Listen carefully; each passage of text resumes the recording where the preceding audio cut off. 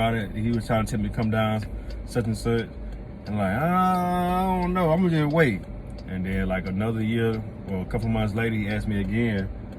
And I was like, how much they paying? Can you tell me what the pay is? But he never would tell me how much it was paying. Oh, just gonna come on down, bring that down. That money you making up there, you can make that in a couple of days. I'm like, for real? And I'm like, okay, all right. I think about it.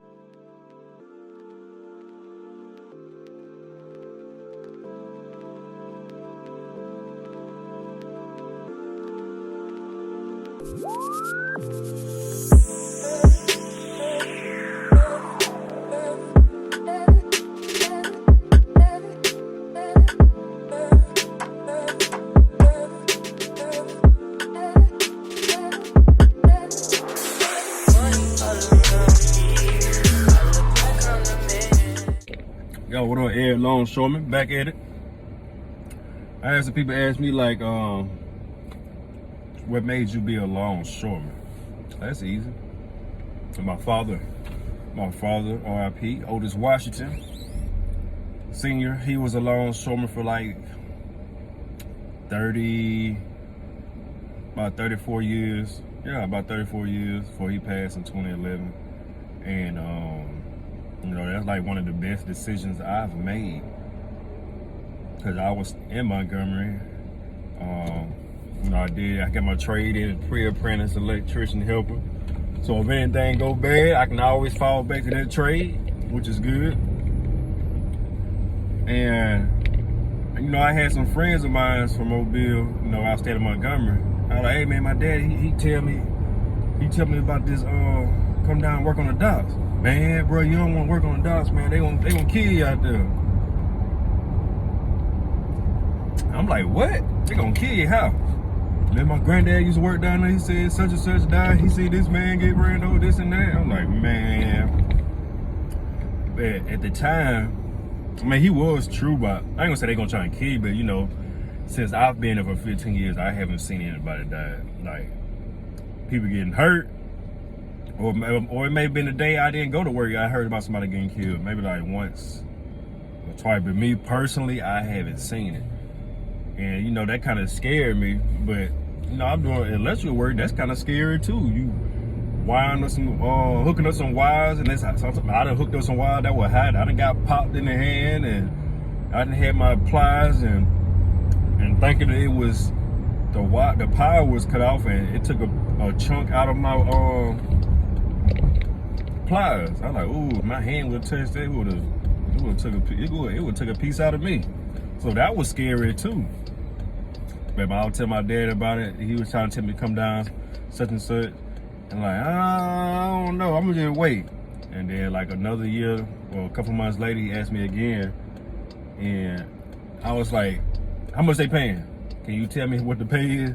But he never would tell me how much it was paying. Oh, just gonna come on down, bring that down. That money you making up there, you can make that in a couple of days. I'm like, for real? And I'm like, okay, all right. I think about it. So then once I did the electrical work, I went to go work at the car plant in Montgomery. Hyundai, worked at Hyundai. Now Hyundai was cool, I'm not gonna lie. Hyundai was cool. It was less work. I was inside. It was still kind of hot, you know, working in factories and stuff. You know, working on the assembly line. It was still hot somewhat.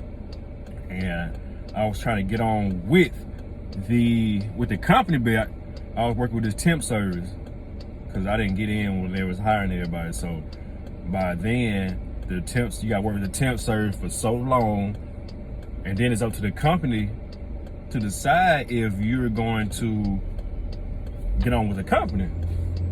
So you go from temp service, you might have to work temp service like a year, 2 years. I heard some people working temp service like 2-3 years. And I'm like, dang, they ain't hired y'all on yet. And they were some good workers.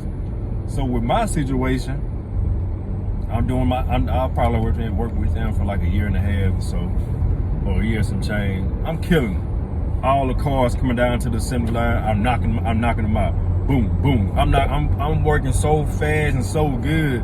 I'm all the way at the front, wait for the next cars to come down and knock them out. And you know, I was doing a good job. And then I had one of the managers, so supervisors came up to me like, hey, we got a new guy coming in, can you train him? Yeah, no problem. I'll train him.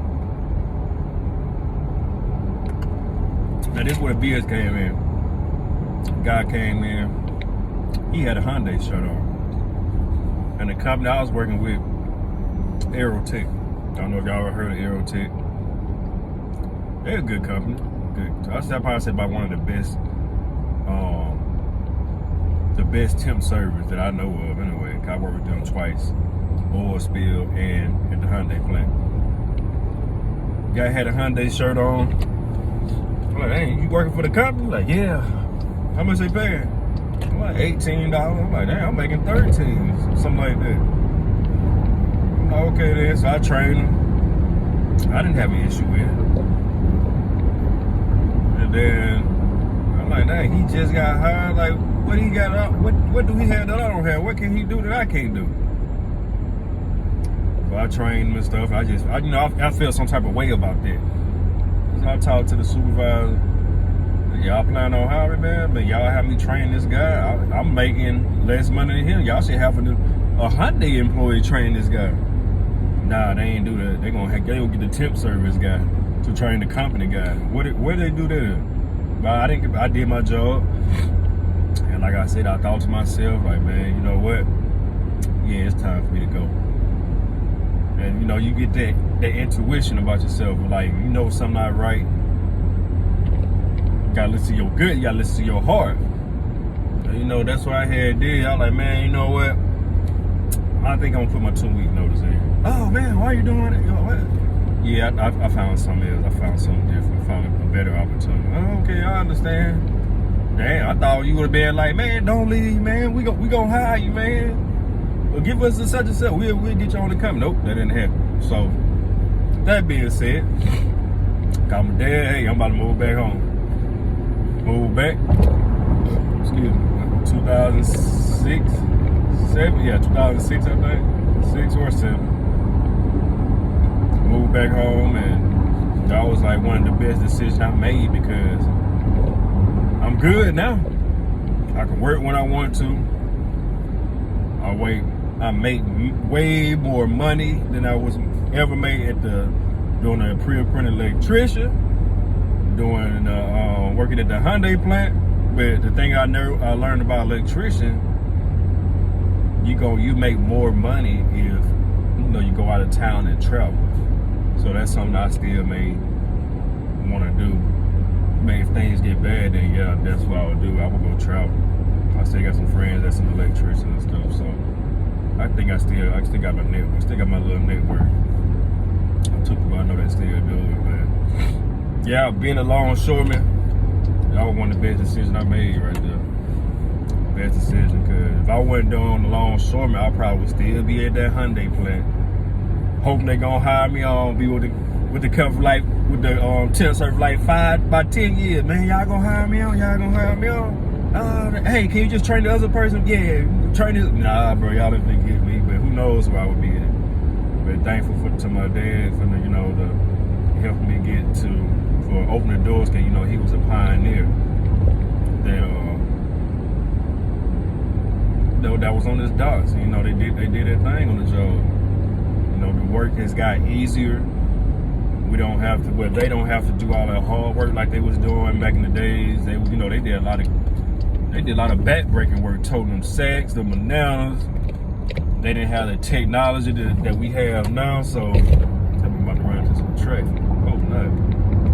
But yeah, they didn't have the technology that they have now, so it's definitely got sweet. And we have some guys older. Yeah, I think they about 60, 70 some years old. Yeah, I got me about another 20 years of me, man. I'm just gonna carry my game. That's it. I'm not going out here doing no other work. I'm just carrying my game. Cause when you carry the game, you hardly doing anything. Man, you talking about you just gonna carry the game. Man, you don't sit your ass down and go retire somewhere, bro. A lot of guys, they feel like if they retire or leave the docks, that's it for them. Cause that's all they know all their life was just working the docks. No, it's more than working the docks, man. You gotta go live the rest of your life, remaining life. Go travel the world, man. So, travel the world and enjoy your grandbaby, your grandkids, timing with your family. That was it for.